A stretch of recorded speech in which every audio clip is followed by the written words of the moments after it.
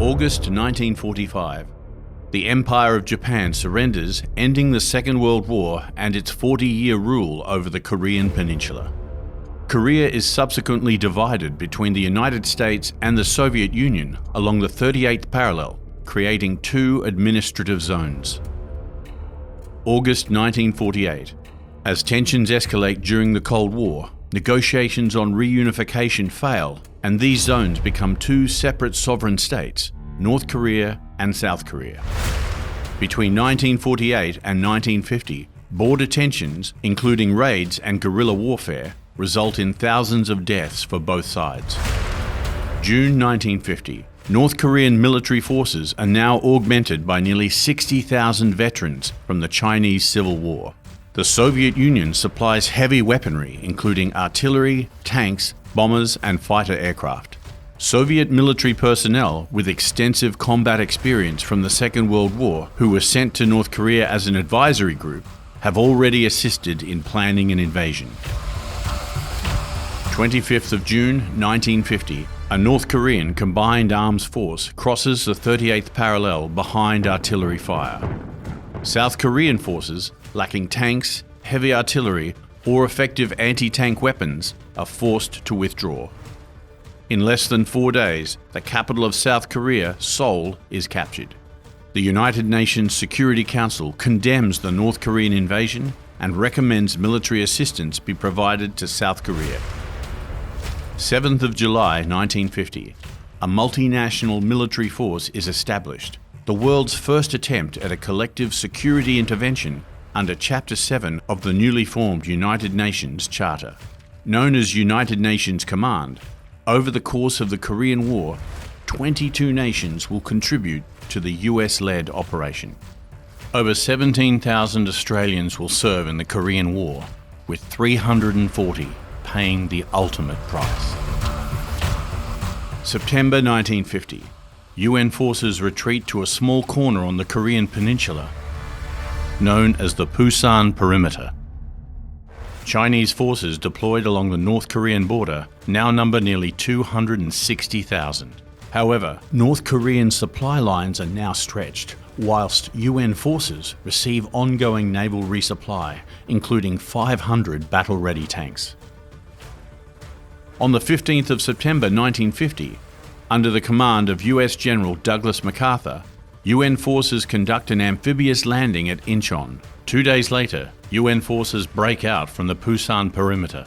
11 days later, UN forces recapture Seoul. 28th of September 1950, 3rd Battalion, the Royal Australian Regiment, arrives in Pusan and joins the 27th British Commonwealth Brigade. Australian forces now committed to the Korean War also include No. 77 Squadron of the Royal Australian Air Force and 2 Royal Australian Navy vessels, HMAS Shoalhaven and HMAS Bataan. October 1950. UN forces cross the 38th parallel. With minimal opportunity to train and prepare, under the command of Lieutenant Colonel Charles Green, 3 RAR distinguishes itself during combat in the vanguard of the UN advance into North Korea. With UN forces now approaching the Chinese border, the President of the People's Republic of China, Chairman Mao Zedong, responds. And on the 19th of October 1950, Chinese forces begin crossing the Yalu River. Under the cover of nightfall and undetected, China enters the war. Having advanced through the North Korean capital, Pyongyang, 3 RAR makes it as far north as Chongchu, where for the first time, Australian and Chinese forces engage in combat. On the 30th of October 1950, Lieutenant Colonel Green is wounded by shrapnel from a high-velocity shell and dies 2 days later in a mobile Army surgical hospital. He remains the only commanding officer of a battalion from the Royal Australian Regiment to die on active service. The war now enters a new phase. 300,000 Chinese soldiers now advance south, driving back UN forces, and on the 4th of January 1951, Seoul is recaptured. 3 RAR, as part of the UN rearguard, is the last unit to leave Seoul via the railway bridge across the Han River before it is destroyed by US Army engineers. With UN forces continuing to withdraw, the Chinese advance south now begins to slow due to logistical difficulties. Targeted by the superior US Air Force, Chinese supply lines are now stretched and vulnerable, with resupply only conducted at night using pack animals, bicycles, and on foot. UN forces are able to push north again, and on the 14th of March 1951, UN forces recapture Seoul, the fourth and final time the South Korean capital will be conquered. April 1951.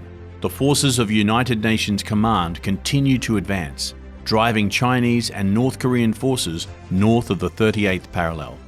The advance initially meets little opposition until 700,000 Chinese soldiers counterattack, smashing into the UN line on what is now known as the Chinese Spring Offensive. Near the center of the UN line, along a key invasion corridor which leads directly to Seoul, lies Kapyong Valley. With the UN line in general retreat, nearly 20,000 Chinese soldiers advanced down Kapyong Valley, intent on breaking through the UN Central Front and recapturing the South Korean capital. The formation that will stand in their way is the 27th British Commonwealth Brigade, which includes 3rd Battalion, the Royal Australian Regiment. This is the story of the Battle of Kapyong and the vital role 3 RAR played in protecting Seoul from communist forces. On the evening of 22nd of April 1951, at the northern end of Kapyong Valley, South Korea's 6th Division is almost immediately overwhelmed. Withdrawing in disorder, they abandon vehicles, weapons, and equipment. This chaotic retreat endangers the supporting British infantry and New Zealand artillery units, who are now also forced to retreat south. 23rd of April 1951. Fearing a Chinese breakthrough, the 27th British Commonwealth Brigade is ordered to establish defensive positions at Kapyong to delay the Chinese advance on Seoul for as long as possible. Under the command of British Brigadier Brian Burke, the 27th Brigade deploys along a 6-kilometre front, creating 2 battalion defensive positions on either side of Kapyong Valley. Under the command of Lieutenant Colonel Bruce Ferguson, 3 RAR occupies Hill 504 in the east, while 2nd Battalion, Princess Patricia's Canadian Light Infantry, occupies Hill 677 to the southwest. 27th Brigade headquarters is located 4 kilometres further south. Critically, due to the large amount of ground required to be defended and the brigade being comprised of only 3 battalions, units were unable to offer mutual support. The 27th Brigade is supported by 15 Sherman tanks from Alpha Company, US 72nd Heavy Tank Battalion, and 1 company from the US 2nd Chemical Mortar Battalion. Upon Hill 504, Delta Company, 3 RAR, occupies the summit itself, with Alpha Company to the west, Charlie Company in reserve, and Bravo Company all the way across the valley on an isolated feature called the Island. With 3 RAR Battalion headquarters 2 kilometres to the south, in total, around 700 Australians defend Kapyong Valley. Australian forces spend the cold spring afternoon in rocky terrain, preparing defensive positions as the South Korean retreat turns from a trickle into a flood. South Korean soldiers and panicked civilian refugees flee southwards along the valley floor, running between the Australian positions. Australian forces now lie directly in the path of nearly 20,000 advancing Chinese soldiers, and it's around this time that communications begin to fail between battalion headquarters and the forward company positions. As night begins to fall, Chinese advance elements infiltrate and open fire on battalion headquarters. Chinese infiltrators now engage the US Mortar Company. Withdrawing from their position, the American mortarmen take only their individual weapons, leaving behind their mortars and trucks full of ammunition. 23rd of April 1951, 21:30 hours. Now aided by the light of a full moon, Chinese forces launch their first attack against the US tanks which are operating independently, forward of the Australian Bravo Company position. Despite lacking infantry support, the US tanks engage, inflicting heavy casualties in a target-rich environment. Chinese forces now seek to bypass by moving to the high ground on the side of Kapyong Valley, where they run directly into Alpha Company 3 RAR. Chinese infantry charge forward in wave after wave, only to be beaten back by grenades, machine gun and rifle fire. Close quarters combat commences. After each assault, Chinese officers can be heard regrouping their men by whistle blasts, before the next attack is launched by bugle call, seemingly without any regard for the growing piles of Chinese bodies in front of the Australian positions. New Zealand artillery, still withdrawing south in order to secure new battery gun lines, provides only intermittent fire support. Under the command of Major Ben O'Dowd, Alpha Company 3 RAR now faces major Chinese assaults from three sides. Against a numerically superior enemy, one platoon is attacked with hand grenades until the fighting strength of the platoon has reduced from 30 to just 13 men. Under the command of Lieutenant Frederick Gardner, one platoon is forced to withdraw and consolidate back with Alpha Company headquarters. 24th of April 1951, 0300 hours. Australian forces still hold Hill 504, while the US tanks continue to inflict heavy casualties. New Zealand artillery has now established new gun lines in the vicinity of Brigade HQ and is providing indirect fire support to 3 RAR. As dawn rises over the Kapyong Valley, Lieutenant Colonel Ferguson orders 3 RAR Battalion headquarters to withdraw 5 kilometres to the south so he can re-establish communications with the forward Australian company positions. In the confusion of the withdrawal, Chinese forces are able to capture 3 Australian prisoners of war, including Private Bill Madden. Although the immediate situation for Australian forces has temporarily stabilised, 3 RAR's forward company positions are now 4 kilometres inside enemy territory and supplies are running low.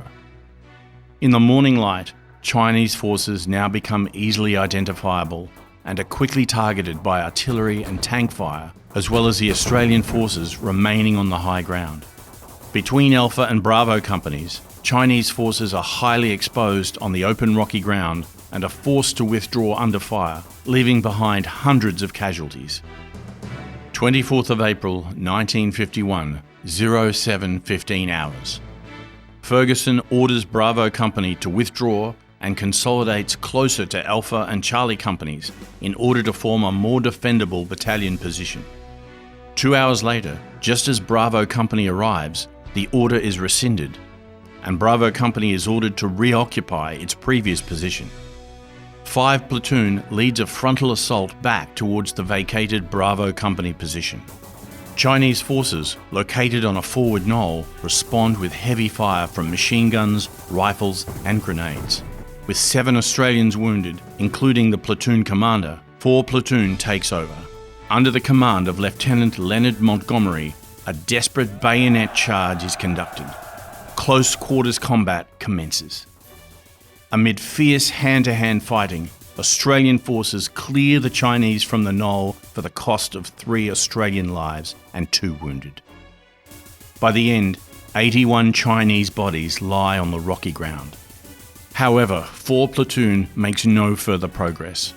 Chinese forces now occupy the old Bravo Company position in strength, and Bravo Company is ordered to withdraw. Having failed to dislodge Alpha Company overnight, Chinese forces now attempt to outflank the forward Australian positions by seizing the high ground of Hill 504.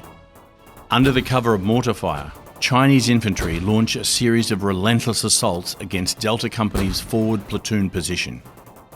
Under the command of Lieutenant John Ward, 12 Platoon holds firm through the morning, killing more than 30 Chinese soldiers at the cost of only 7 wounded Australians during 6 separate attacks. New Zealand artillery plays a critical role, demonstrating superb accuracy and proving the devastating effects of artillery fire against massed infantry. However, 3 RAR is now at serious risk of encirclement, with resupply and casualty evacuation becoming increasingly difficult. Under the weight of the sustained Chinese attacks, 27th Brigade Commander Brigadier Burke orders 3 RAR to withdraw back to brigade headquarters.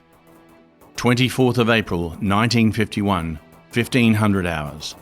As Delta Company prepares to withdraw, disaster strikes. A US airstrike on Chinese forces goes wrong when a marker, fired from a spotter aircraft, lands on Delta Company's position. The first of 2 US aircraft drops napalm onto Delta Company's position, killing 2 men and causing severe burns and shrapnel wounds to several others.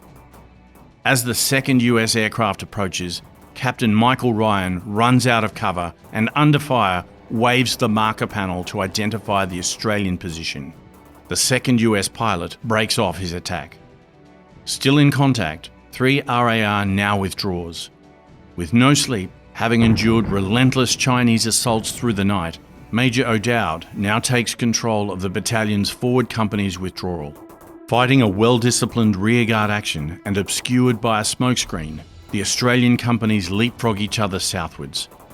Under the cover of nightfall, 3 RAR achieves a clean break from the pursuing Chinese forces, and by 2300 hours on the 24th of April 1951, arrives at its new position along with nearly 39 Chinese prisoners of war. To the southwest, the 2nd Battalion, Princess Patricia's Canadian Light Infantry, is completely encircled by Chinese forces. So dire is their situation that Brigadier Burke personally flies over Hill 677 in a Douglas Dakota aircraft equipped with loudspeakers and announces, "You are on your own, cut off from any support. Fight bravely." The next day, for the cost of 10 killed and 23 wounded, the Canadians still hold Hill 677. The Patricias, with tank, artillery and air support, inflict more than 1,000 Chinese casualties. Anzac Day, 25th of April 1951. The Chinese advance down Kapyong Valley has been halted. US forces launch a counterattack, allowing the 27th British Commonwealth Brigade to withdraw in good order. The stubborn defence of Kapyong Valley by 3 RAR, along with Canadian and US forces, delays the Chinese advance by 48 hours. With the UN frontline still in general retreat, this delay, along with the Battle of Imjin River, allows UN forces to consolidate at a new defensive line further to the south. Communist forces never recapture Seoul. For the next 2 years, thousands die as the war rages on, but little territory is actually exchanged. On the 27th of July 1953, the Korean Armistice Agreement is signed by North Korea, China, and the United States, but not South Korea. The Korean demilitarized zone is established, the fighting ended, the Korean War technically ongoing. As of 2024, North Korea is estimated to have an arsenal of 30 nuclear weapons. United Nations Command continues to monitor the DMZ, which remains one of the most heavily militarized international borders in the world. During the Battle of Kapyong, 3 RAR lost 32 men killed, 59 wounded, and 3 missing, taken prisoner of war. Chinese casualties may have been as high as 5,000. 3 RAR is awarded a US Distinguished Unit Citation, now known as a Presidential Unit Citation, by US President Harry Truman. The Royal Australian Regiment, which in 1951 includes 1st, 2nd and 3rd Battalions, is awarded the Kapyong Battle Honour, one of 11 awarded over the course of the Korean War. Today, the Kapyong Battle Honour is still emblazoned on the regimental colours of all 7 battalions of the Royal Australian Regiment. The Korean War, sometimes referred to as the Forgotten War, was one of the most destructive conflicts of the modern era. Today, Australian Defence Force personnel are still deployed to United Nations Command.